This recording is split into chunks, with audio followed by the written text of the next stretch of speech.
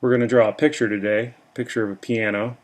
So make sure to grab your colored pencil, your black colored pencil, and I'll walk us through and do 3 black keys, rectangles with no top, leave a space, 2 more, leave a space, 3 more. Now draw a little line coming out of the center of the bottom of each rectangle. Now draw a long line on the outside of the furthest most on either side. A line in the space, a line in the space, and then you can close it off.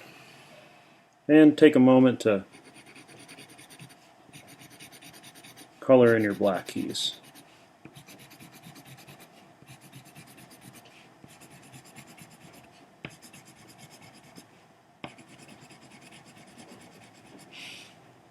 Now that you have your piano made, we're going to start by putting C, but then we'll throw A and B right behind it. D, E, F, G. So now we have that.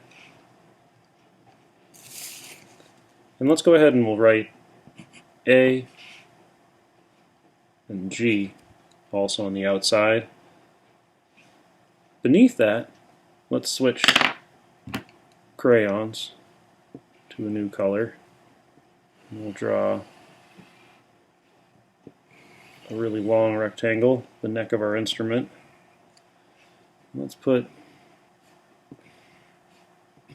3 frets, little marker, 5, 7, 9, 12, and enough space for a 13th. Let's make this the guitar because it has the most possible notes.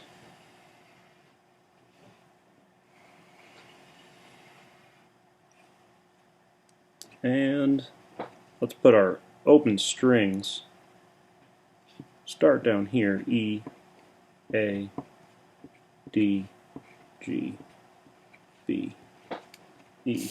So now you should have that.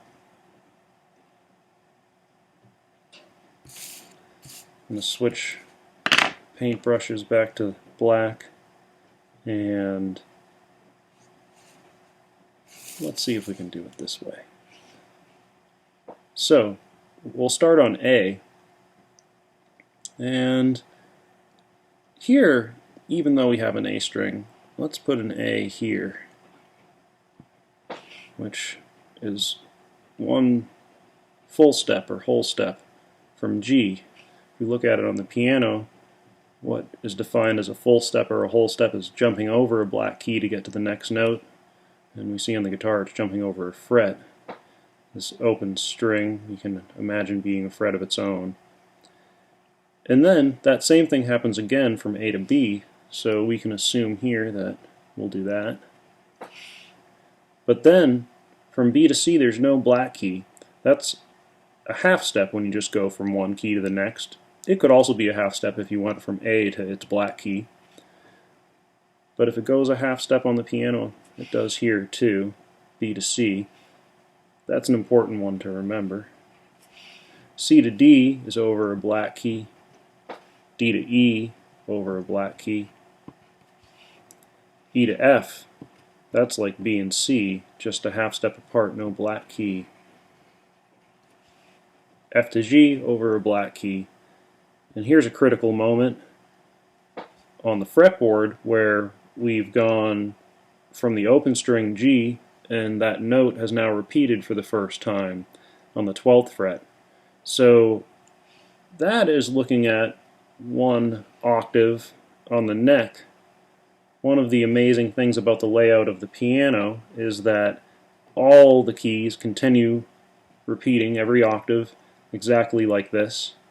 But there's some trade-offs that make it a little bit more difficult of a system, and on the fretboard there's some things that we gain from this unusual perspective, which is mainly caused by the tuning. Every string is a new starting point in the musical alphabet. However, you can think of this like the law of notes. So if E is an open string, F must be on the first fret just a half step away, G must be on the third, a whole step away, A on the fifth, B on the seventh, we're at B, so this must happen again, C on the eighth, D on the 10th, we get to the 12th fret, that means we repeat the open string. And then the reason I have put that 13th fret is we can now see if F is on the first fret, F is going to be 12 frets further ahead on the 13th fret as well. So now we've seen mostly how the system of notes works. There's one last thing to take a look at, which is the sharps and flats. On the piano, those are the black keys. On the fretboard, you could think of it as the spaces between the natural notes of the musical alphabet.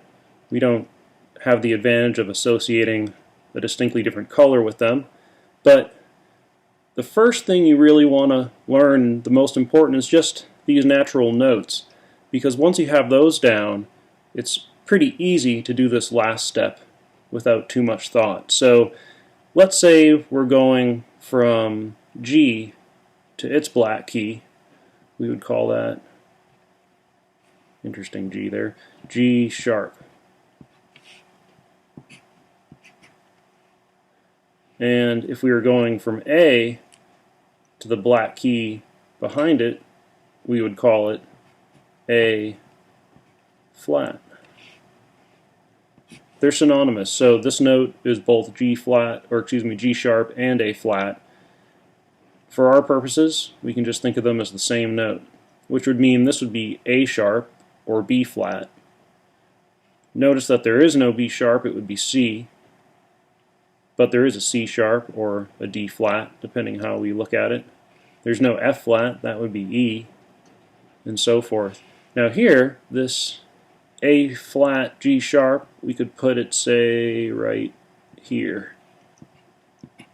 One fret forward from G would be G sharp, one fret back would be A flat, A sharp, B flat, and so forth. I hope you enjoyed our little coloring exercise. I think connecting in this visual way with this concept is far more advantageous than trying to just memorize an overwhelming amount of information from a chart, because you can now see that for the most part, if you can memorize 7 notes, A, B, C, D, E, F, G, you've really learned a concept that can then be reapplied over and over. I would say the last step is, when you're curious about what a note is on your instrument, think about it in this manner. Even if it takes you 20 or 30 seconds to come up with the answer, it'll leave a much stronger imprint than if you were to sit down and try to, say, memorize 5 new notes a day from a chart.